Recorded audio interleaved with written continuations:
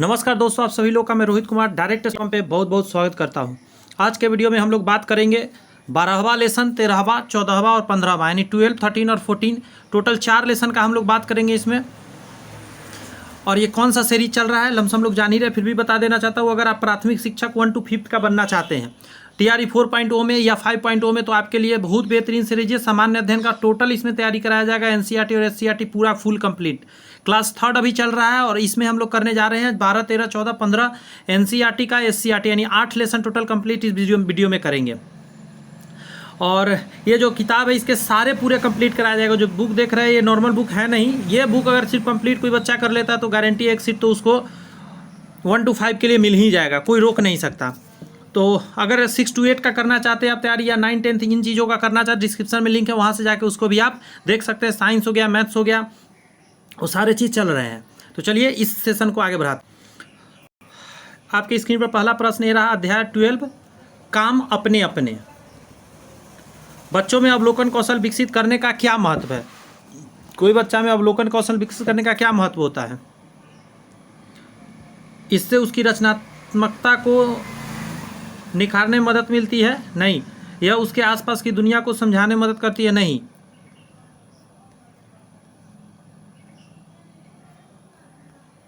Sorry, question में था कौन सा है। बच्चों में अवलोकन कौशल विकास करने की क्या महत्व है? तो ये भी है, ये भी है। कौशल विकास का मतलब होता है उसमें रचनात्मक निखारना, आसपास की दुनिया को समझने में मदद मिलता है, आलोचनात्मक उसका सोच विकास करवाता है। सारे आंसर हो जाएंगे इसमें से। कक्षा की अंतःक्रिया का उचित मूल्यांकन डैश द्वारा किया जा सकता है। अंतःक्रिया का मूल्यांकन अवलोकन कार्यक्रम, साक्षात्कार, परीक्षण, प्रश्नावली। तो बहुत आसान है, अवलोकन करके हम पता कर सकते हैं। जब अवलोकन करते हैं तो हम समझ जाते हैं बच्चा का अंतःक्रिया क्या चल रहा है। शैक्षणिक अनुसंधान में सबसे अधिक किस तकनीक का उपयोग किया जाता है? तो अवलोकन का उपयोग किया जाता है। एग्जाम सब बाद में होता है। कक्षा की अंतःक्रिया का उचित मूल्यांकन अवलोकन कार्यक्रम के द्वारा किया जा सकता है। जब समाज विज्ञानियों द्वारा प्रेक्षणों को वर्गीकृत करने की प्रणाली में वर्गीकृत किया जाता है तो इसमें क्या आवश्यक होता है? सीमित शर्तें, प्रकलनचनाएं, दृढ़ धारणा, यथार्थ सटीकता। तो 5 का आंसर हो जाएगा सटीकता। ठीक है, यथार्थता एकदम जरूरी है। आइए सॉल्यूशन पढ़ते हैं ताकि थ्योरी कंप्लीट हो जाए। बचपन की प्रारंभिक शिक्षा में शिक्षण के लिए अवलोकन एक मौलिक उपकरण माना जाता है, क्योंकि यह बच्चों के विकास, कौशल, रुचि, शक्ति, खेल के बारे में जागरूकता और समर्थता पैदा करती है। बाल देखभाल में अवलोकन प्रारंभिक बचपन के शिक्षक, माता पिता और बच्चों दोनों में महत्वपूर्ण माना जाता है। आगे कहा जा रहा है अवलोकन यह देखने का अवसर प्रदान करता है कि अन्य शिक्षक कैसे पढ़ाते हैं। यह एक स्कूल की सामूहिकता बनाए रखने का साधन भी है। यह शिक्षण और कक्षा प्रक्रिया के बारे में जानकारी एकत्र करने का भी तरीका हो सकता है। यह किसी प्रकार के शिक्षण का प्रक्रिया प्राप्त करने का अवसर प्रदान करता है और यह अपने स्वयं के शिक्षण के बारे में आत्म जागरूकता विकसित करने का तरीका भी है। आगे की शैक्षिक अनुसंधान में अधिकांश शोधकर्ता कई प्रयोगों और अनुकरणों के पूरा करने के बाद किसी निष्कर्ष पर पहुंचते हैं। यह प्रक्रिया मापदंडों में प्रत्येक परिवर्तन के लिए के टिप्पणियों को संग्रहित करने पर आधारित होता है। शैक्षणिक अनुसंधान में अवलोकन तकनीक का सबसे ज़्यादा प्रयोग किया जाता है।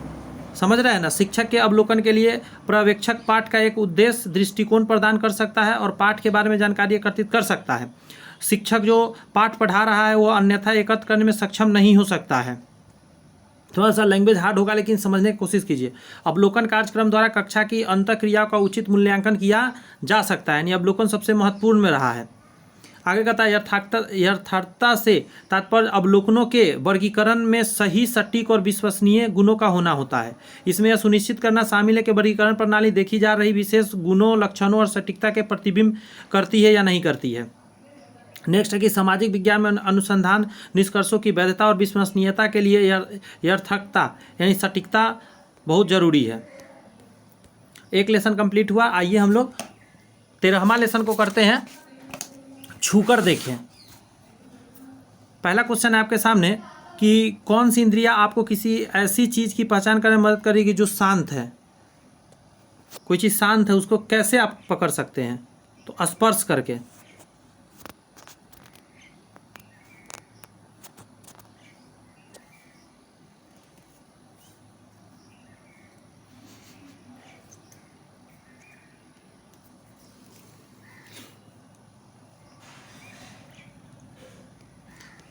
लोगों को चलते समय निकलने वाली ध्वनि से पहचानने के लिए किस इंद्रिय का उपयोग किया जाएगा? ध्वनि से अगर पहचानना है तो क्या करिएगा आप? एक मिनट।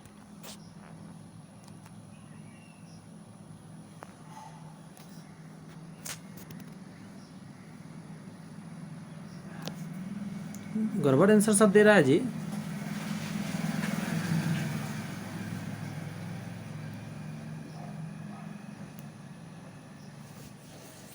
कैसे, हमको समझ नहीं आ रहा है इसका आंसर कैसे गड़बड़ कर रहा है।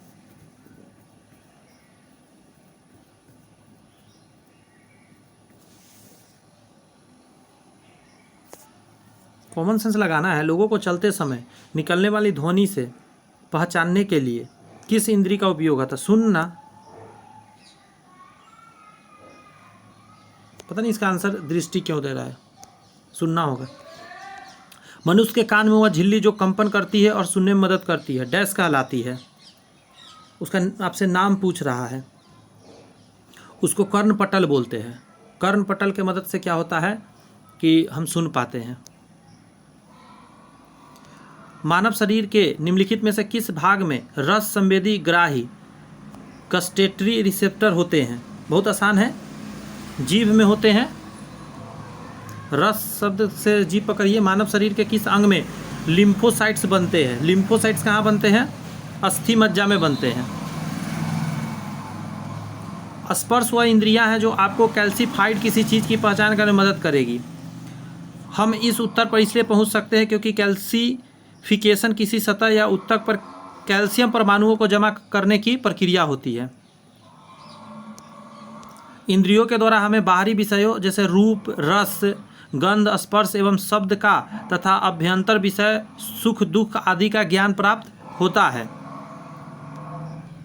इंद्रियों के अभाव में हम विषय का ज्ञान किसी भी प्रकार से प्राप्त नहीं कर सकते हैं। लोगों को चलते समय निकलने वाली ध्वनि को पहचानने के लिए दृष्टि इंद्रियों का उपयोग होता है। मुझे समझ में नहीं आ रहा ऐसा क्यों लिख रहा है। ध्वनि तरंगे कर्ण नलिका से होकर कर्णपट तक पहुंचती है। कर्णपटल देख रहे हैं, कर्णपटल। जब ध्वनि टकराती है तो कर्णपटल कंपन करता है। कंपन के कारण क्या छोटी हड्डियों को हिलाते हैं जो कि आंतरिक वर्ण में कंपन भेजते हैं। आंतरिक कर्ण से संदेश मस्तिष्क को भेज दिया जाता है। स्वाद का बोध कराने वाले रसभेदी संग्राहक जीभ भी मौजूद होते हैं। 4 प्राथमिक स्वाद किस्मों का आम तौर पर होते हैं। मीठे, खट्टे, नमकीन और कड़वे का रूप पहचाना जाता है। जीभ का सिरा मिठास नमकीनपन के प्रति सबसे ज़्यादा संवेदनशील होता है। आगे वाला भाग लिम्फोसाइट से थाइमस और अस्थि मज्जा में विकसित होते हैं। अस्थि मज्जा एक उत्तक है जो कि हड्डियों के स्पंज या रद्द भागों में पाया जाता है। यह एक अर्ध ठोस उत्तक होता है। अस्थि मज्जा में एक मिनट रुक जाइएगा ज़रा, मैं इसको फिर से बता रहा हूँ। अस्थि मज्जा में हेमटोपाइएटिक कोशिकाएं के मज्जा वसा उत्तक और सहायक भ्रण कोशिकाएं होती है। स्तनधारियों और पक्षियों में यह नए रक्त कोश के उत्पादन में भी मदद करती है। नए नए खून बनते हैं यहाँ पे। आइए लेसन नंबर 14 को अब हम लोग करते हैं। कहाँ से आया, किसने पकाया? पहला कहा जा रहा है कि लौंग का उपयोग दांत के दर्द के लिए किया जाता है जिससे हम कराह उठते हैं। यह दर्द को शांत करने में सहायता करती है। लौंग वृक्ष का कौन सा भाग होता है? तो एक कलिका होता है। किस पादप उत्पाद का उपयोग मधुमेह के नियंत्रित करने के लिए किया जाता है? मधुमेह, चीनी को नियंत्रित करना है। आइए देखते हैं। तुलसी, जामुन। तो मधुमेह के लिए जामुन सबसे इंपॉर्टेंट है।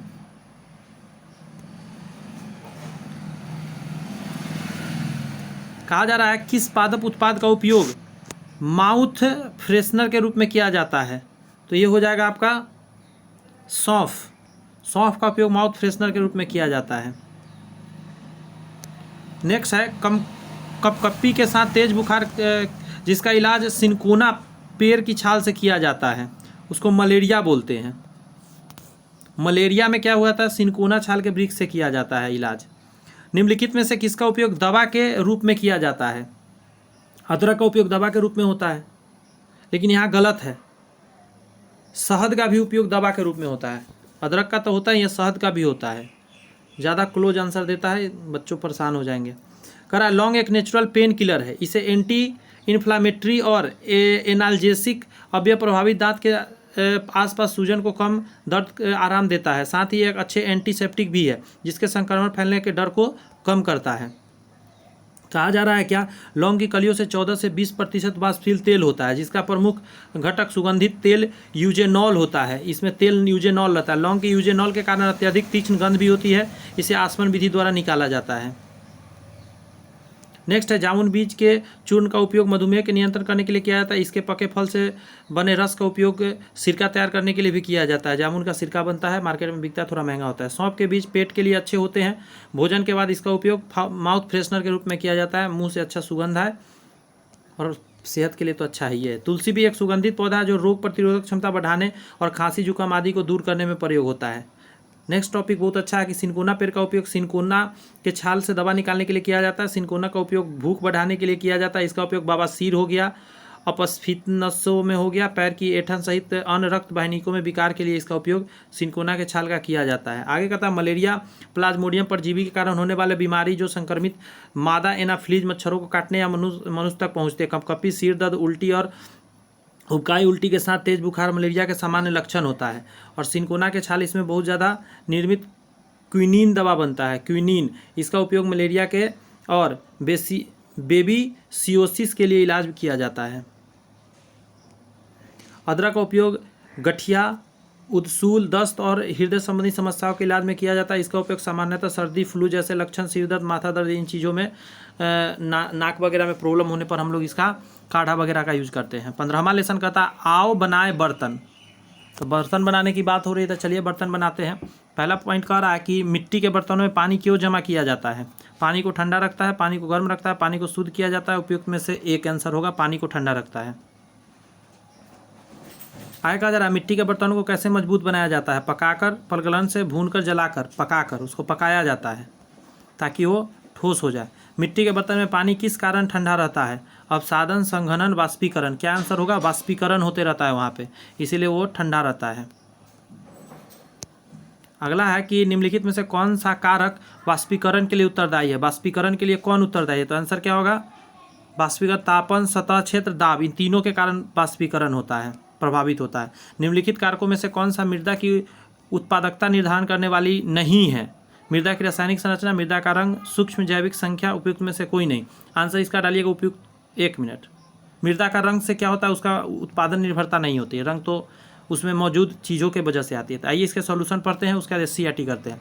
गर्मियों में पानी को ठंडा रखने के लिए मिट्टी के बर्तनों का प्रयोग किया जाता है। मिट्टी के बर्तन में कणों के बीच में छिद्र होते हैं जिससे वाष्पीकरण आसानी से हो पाता है और क्या होता है, पानी ठंडा रहता है।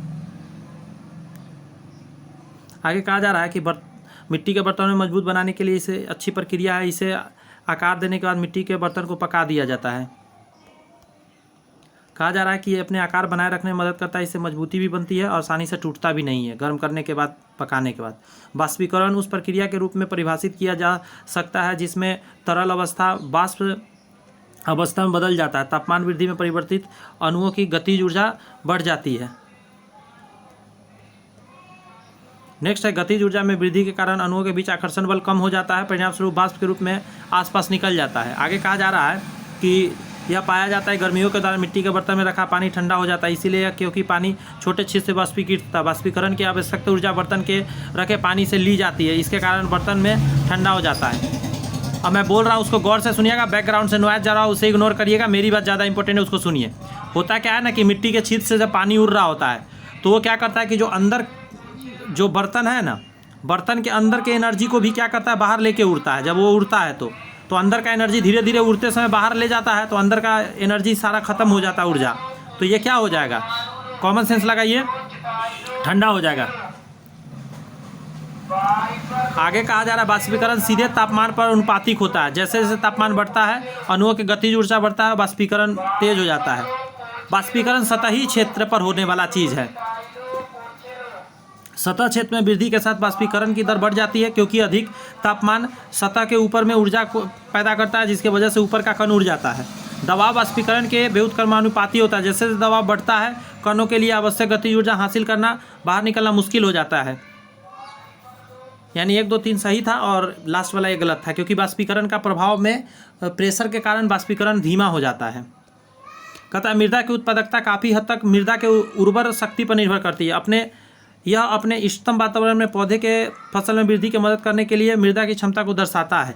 आगे कहा जा रहा है निम्नलिखित कार्य मृदा उत्पादकता के निर्भर करते हैं। मृदा हो गया, मृदा संरचना हो गया, मृदा रासायनिक संरचना, ये सब सूक्ष्मजीव, जनसंख्या, जैव पदार्थ, नमी सामग्री, मृदा सामग्री, ये सारी चीज़ मृदा को प्रभावित करते हैं।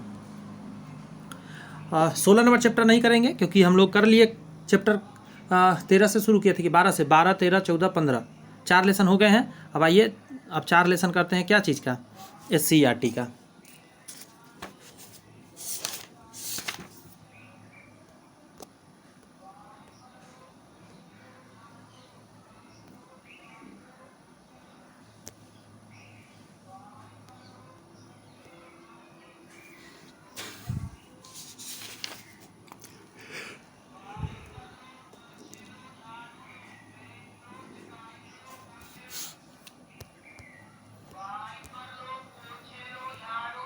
हम लोग को 12 लेसन से करना है।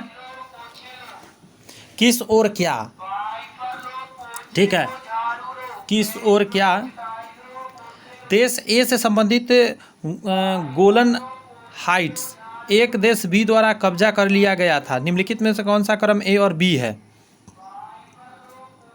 सीरिया और इजराइल हो जाएगा, ठीक है। गोलन हाइट्स सीरिया में था, इजराइल ने उस पर कब्जा कर लिया था। किस राज्य की सीमा पश्चिम में बिहार से लगती है? अब ये देखिए बिहार है तो उत्तर, दक्षिण, पूरब, पश्चिम, इधर किससे लगता है? पश्चिम बंगाल हो नहीं सकता, उत्तराखंड ऊपर में है, उत्तर प्रदेश इधर है, तो आंसर क्या डालिएगा? उत्तर प्रदेश। 2 का आंसर क्या हो जाएगा? उत्तर प्रदेश से लगता है क्योंकि मध्य प्रदेश और दूर हो जाता है। निम्नलिखित बिहार निम्नलिखित में से किस राज्य के साथ अपनी सीमा साझा नहीं करता है? पश्चिम बंगाल से करता है, झारखंड से करता है, उत्तर प्रदेश का, उड़ीसा से नहीं करता है। यही आंसर हो जाएगा 4 नंबर। उड़ीसा दूर है। हमारे देश के मानचित्र में बिहार कहाँ स्थित है? तो ये देखिए बिहार इस जगह पर स्थित है। इसको क्या बोलेंगे? उत्तर पूर्व।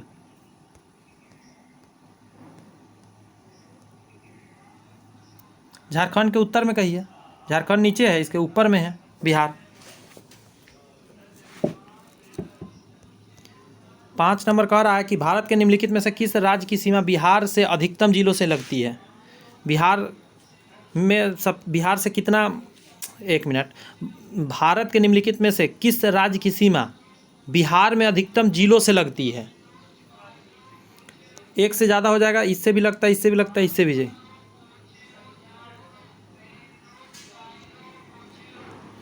एक से ज़्यादा आंसर हो जाएगा। भारत में बिहार के संबंध में जम्मू कश्मीर और गोवा का स्थान क्या है? यहाँ बिहार है और गोवा यहाँ है। जम्मू कश्मीर गोवा का स्थान क्या है?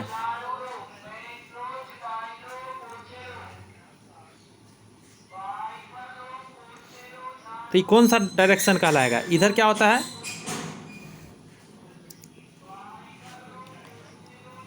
पश्चिम होता है, इधर दक्षिण होता है, तब पश्चिम दक्षिण हो जाएगा।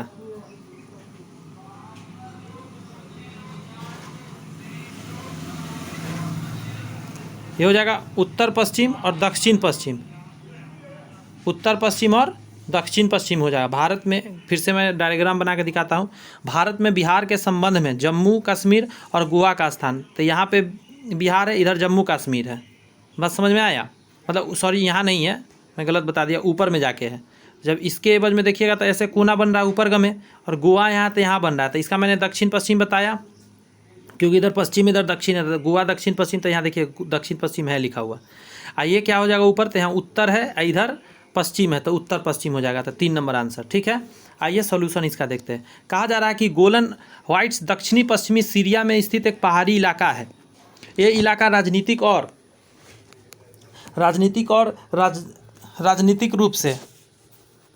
रणनीतिक रूप से खास अहम है। आगे कहा जा रहा है कि इजराइल ने 1981 में गोलन हाइट्स पर एक तरफा कब्जा कर लिया। इस कदम को अंतर्राष्ट्रीय स्तर पर मान्यता नहीं मिली। हालांकि अमेरिकी ट्रंप प्रशासन ने मार्च 2019 में एक तरफा रूप से ऐसा किया। बिहार के उत्तर में नेपाल है, दक्षिण में झारखंड है, पूर्व में पश्चिम बंगाल है और पश्चिम में उत्तर प्रदेश है। यह क्षेत्र गंगा नदी और उसकी सहायक नदियों के उपजाऊ मैदान के लिए बहुत फेमस है। बिहार भाई, बिहार 3 राज्यों, गौर से सुनिए, बिहार 3 राज्यों एक देश के साथ अपनी सीमा साझा करता है। उत्तर प्रदेश, झारखंड, पश्चिम बंगाल और नेपाल के साथ अपना साझा करता है। आगे कहा जा रहा है बिहार में केवल 7 जिले जो नेपाल के साथ साझा करते हैं। ये जिले पश्चिम चंपारण है, पूर्वी चंपारण है, सीतामढ़ी है, मधुबनी है, सुपौल है, अररिया और किशनगंज। के एग्जाम में पहले पूछा गया है कि नेपाल से साझा करने वाले कौन नहीं है। इसी में से 3 ऑप्शन थे, एक अलग से दिया गया था, तो आपको याद यहाँ पे रखना बहुत महत्वपूर्ण हो जाता है कौन कौन है। तब चले करें याद, पश्चिम चंपारण है, पूर्वी चंपारण, यानी दोनों चंपारण हो गया, 2 तो ऐसे याद हो गया, आप 5 और याद करना है। तो सीतामढ़ी, मधुबनी, सुपौल, अररिया और किशनगंज, ये सभी क्या है, टच होता है नेपाल से। आगे कहा जा रहा है बिहार में केवल 3 जिले हैं जो पश्चिम बंगाल के साथ सीमा साझा करता है, कटिहार, पूर्णिया और किशनगंज। कटिहार, पूर्णिया और किशनगंज क्या है, पश्चिम बंगाल के साथ साझा करता है। बिहार के केवल 7 जिले हैं जो उत्तर प्रदेश के साथ सीमा साझा करते हैं। बिहार के केवल 8 जिले हैं जो झारखंड के साथ सीमा साझा करते हैं। झारखंड के साथ 8, उत्तर प्रदेश के साथ 7। बिहार हमारे देश के मानचित्र में झारखंड के उत्तर में स्थित है। झारखंड के उत्तर में बिहार हो गया, पूर्व में पश्चिम बंगाल, दक्षिण में उड़ीसा, पश्चिम में छत्तीसगढ़, उत्तर पश्चिम में उत्तर प्रदेश है। आगे कहा जा रहा है कि झारखंड और उत्तर प्रदेश राज्य की सीमा बिहार के अधिकतम 8 जिलों के साथ लगती है। झारखंड का भी 8 से, उत्तर प्रदेश का भी 8 से लगता है। ठीक है, इसीलिए ये आंसर हो जाएगा। बिहार की सीमा पश्चिम में उत्तर प्रदेश से, उत्तर में नेपाल से, तो चौहद्दी दे रहा है, पूर्व में पश्चिम बंगाल से और दक्षिण में झारखंड के साथ मिलता है। आगे कहा जा रहा है जम्मू और कश्मीर भारत के उत्तरी भाग में स्थित है। गोवा सबसे छोटा राज्य है और भारत के दक्षिण पश्चिम भाग में स्थित है। 13वां सबसे बड़ा राज्य बिहार भारत के पूर्वी भाग में स्थित है। 13वां सबसे बड़ा राज्य बिहार का नंबर 13 नंबर पे आता है। 13वां सबसे बड़ा राज्य बिहार भारत के पूर्वी भाग में स्थित है। लेसन नंबर 13, स्कूल के आसपास। पहला प्रश्न पढ़िए, जवाब देने का प्रयत्न करिए। स्कूल के आसपास कह रहा है उत्तर, दक्षिण, पूर्व और पश्चिम 4 प्रमुख दिशाओं को क्या कहा जाता है। Thematic point, conventional point, cardinal point, सबोलिंग पॉइंट। बहुत लोग नहीं जानते हैं, मुझे पता है। इसको बोला जाता है दोस्त कार्डिनल पॉइंट। ठीक है, ध्यान रखिएगा। आगे कहा जाता है कि पूनम दिल्ली में रहती है, वह ग्वालियर में अपनी मौसी से मिलने जाना चाहती है, उसे किस दिशा में यात्रा करना होगा। अब आपको समझना होगा, तो 2 के लिए आप आंसर क्या डालेंगे, दक्षिण की तरफ जाना होगा उसको। ग्वालियर जाने के लिए दिल्ली से दक्षिण की तरफ जाना हो। यहाँ सपोज दिल्ली है, अब दिल्ली से किधर जाना पड़ेगा, नीचे की तरफ।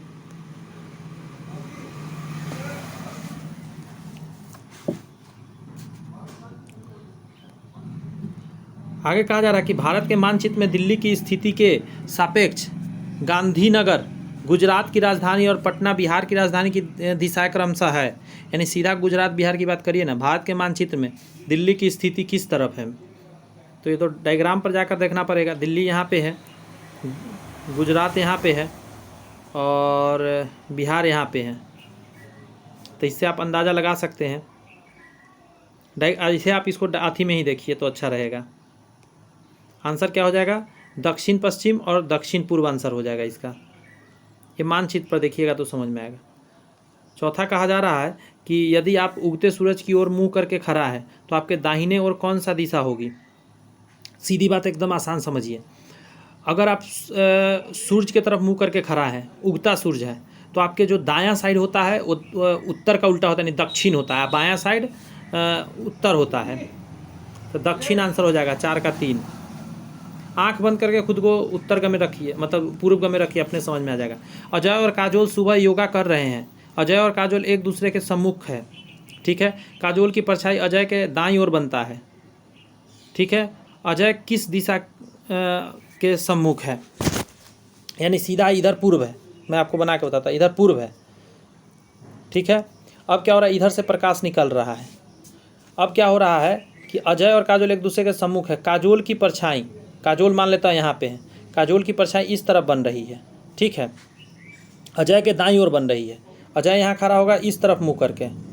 अब अजय का दायां इस तरफ होगा और बायां इस तरफ होगा, तो अजय के दायां साइड बनेगा, देखिए इधर बन रहा है, यानी अजय का मुंह किधर होगा, उत्तर ऊपर है, तो उत्तर तो दक्षिण की तरफ होगा। तो आंसर क्या हो जाएगा 5 का। 1 मिनट रुक जाइएगा, एक बार फिर से मिलाते हैं। अजय और काजोल सुबह योगा कर रहे हैं। ये इस तरफ में सूरज है, इधर प्रकाश आ रहा है। अजय और काजोल एक दूसरे के सम्मुख है। काजोल की परछाई अजय के बाईं ओर है, सॉरी बाईं ओर बनना, तो इधर अजय रखिए, इधर काजोल रखिए। अब काजोल इधर है तो इसका परछाई इस तरफ बन रहा है। इधर मुंह करके खड़ा है आपका अजय, तो अजय का राइट साइड इधर हुआ, लेफ्ट साइड इधर होता है। लेफ्ट मतलब बाईं होता है ना, तो बाईं साइड में बन रहा है। दैट मीन्स कहाँ बन रहा है, तो मुँह किधर गमे, मतलब इसका है उत्तर गमे। 3 नंबर आंसर हो जाएगा, ठीक है।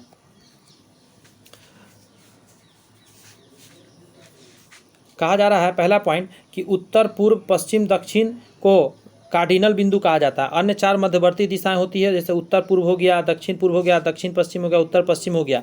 इन्हें मध्यवर्ती कार्डिनल बिंदु कहते हैं। ऐसे कार्डिनल बिंदु, इसको मध्यवर्ती कार्डिनल बिंदु कहते हैं। आगे कहा जा रहा है कि दिशा 8 खंडों, 4 मुख्य दिशा और 4 क्रमिक दिशा में विभाजित किया जाता है। 4 मुख्य दिशाएं हो गया उत्तर पूर्व दक्षिण पश्चिम। इनमें आमतौर पर इसके न्यूज के नाम से जानते हैं, NEWS। आगे कहा जा रहा है कि पूर्व और पश्चिम भारत और दक्षिण के लंबवत समकोण पर रहता है। पूर्व उत्तर की घूर्णन की दक्षिण, क्या ये सब है, ये सब हटाइए, ये सब तो नॉर्मल, चलिए इसमें कुछ है नहीं जो समझाया जा सके।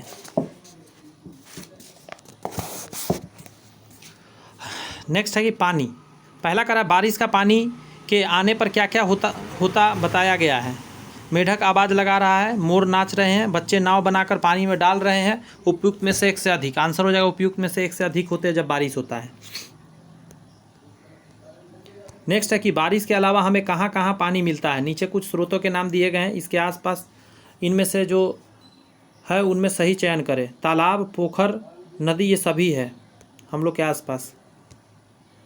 नेक्स्ट है कि पृथ्वी पर मीठे जल की उपलब्धता बहुत कम है। कुल उपलब्ध मीठे जल की निम्न से किसमें मीठे जल की प्रतिशतता सर्वाधिक है।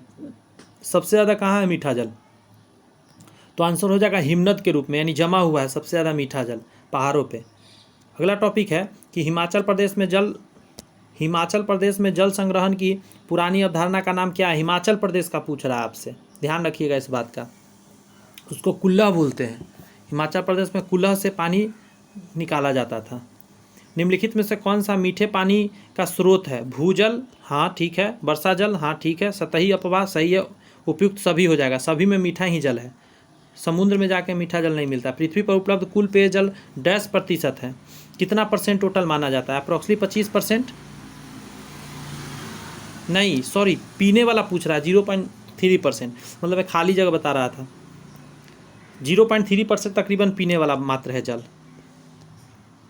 जल चक्र क्या है, तो जल चक्र के बारे में कहा जाता है पानी का वायुमंडल से पृथ्वी तक और फिर वापस वायुमंडल में आना जाना जल चक्र कहलाता है। आइए इसके सॉल्यूशन को पढ़ते हैं। कहा जाता है बरसात के दिनों में अक्सर घरों के दरवाजे और खिड़कियों में पानी को बौछार आ जाती है। कभी कभी छत में पानी टपकता है, सीलन आ जाती है। बारिश के मौसम में गलियां और सड़कों में पानी भर जाते हैं। पानी के आने पर मेढक आवाज़ लगा रहे हैं, मोर नाच रहे हैं, बच्चे नाव बनाकर पानी में डाल रहे हैं और सभी छाता लेकर बाजार जा रहे हैं। आगे कहा जा रहा है भूजल का संचयन करने के लिए हमें पानी कुओं और झरनों का उपयोग करते हैं। सतही जल भी वर्षा और बर्फ से आता है, तथा यह पानी जो नदियाँ, झीलों और झरनों में भर जाता है। पानी की भूजल का सतही जल दोनों स्रोत में पाइप या टैंकों से पानी निकाला जाता है। पृथ्वी की सतह का लगभग 71% भाग क्या है, पानी से भरा हुआ है। 29% महाद्वीप में वगैरह वगैरह में है। यही बात मैं वहाँ 25% तकरीबन लगा रहा था।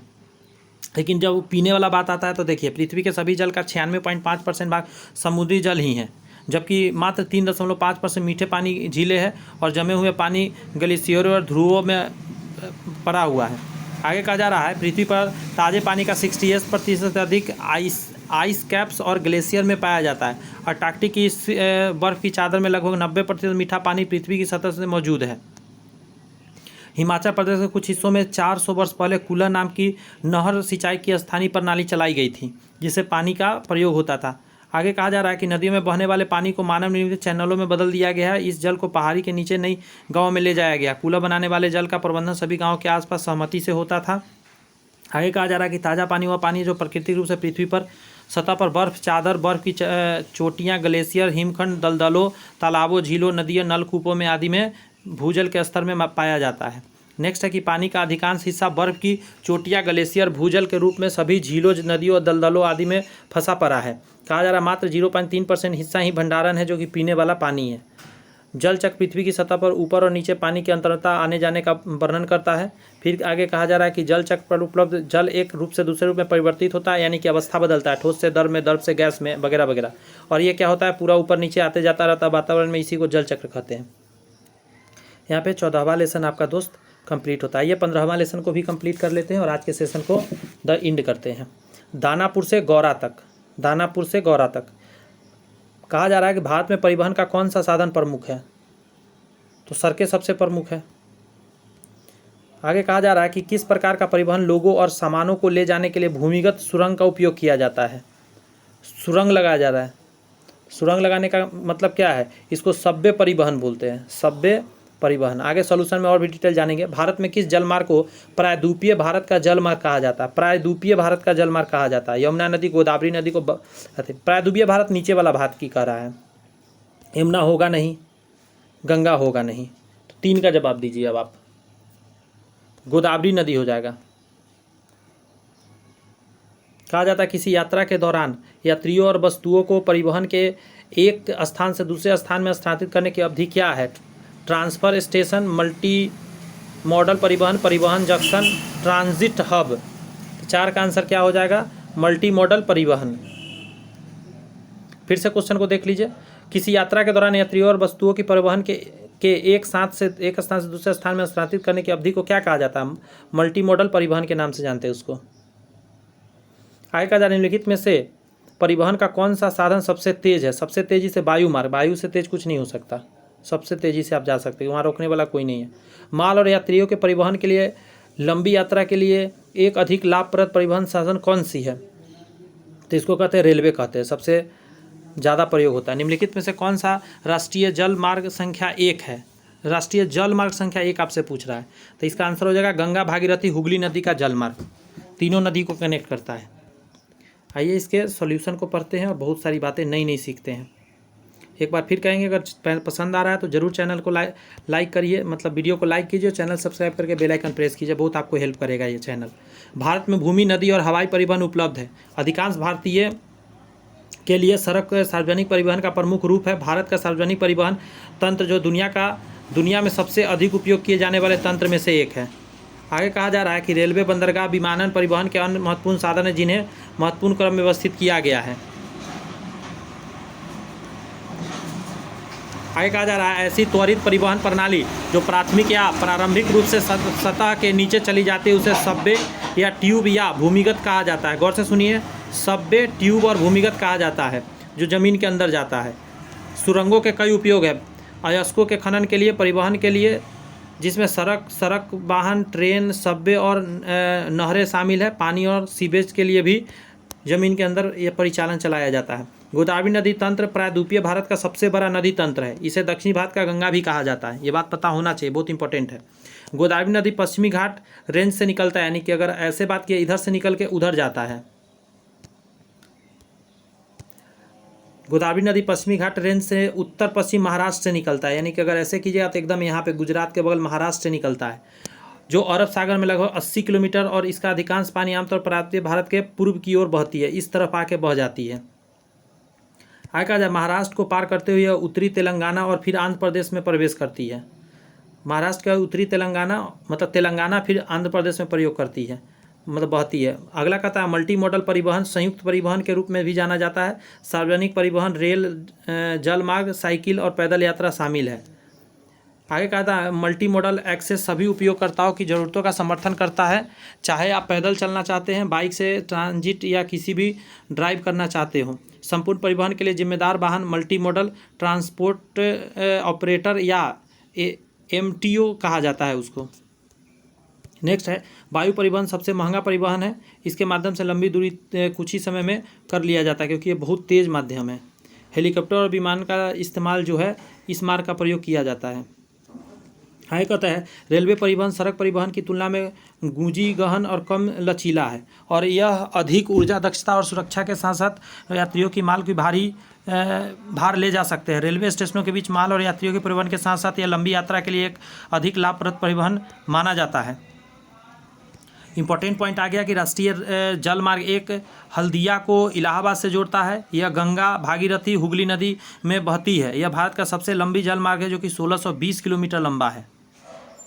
राष्ट्रीय जल मार्ग 2 सदियों को धुबरी से जोड़ता है।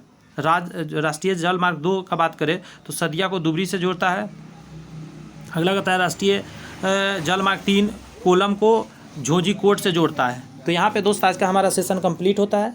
फिर से एक बार याद दिला दे, चैनल अभी तक सब्सक्राइब नहीं किया तो सब्सक्राइब करके बेल आइकन प्रेस कर लीजिए। कुछ दोस्त यार में जरूर शेयर कीजिए, उनको भी हेल्प मिलेगा और अपना चैनल थोड़ा सा बड़ा परिवार हो सकता है। All the best, bye bye.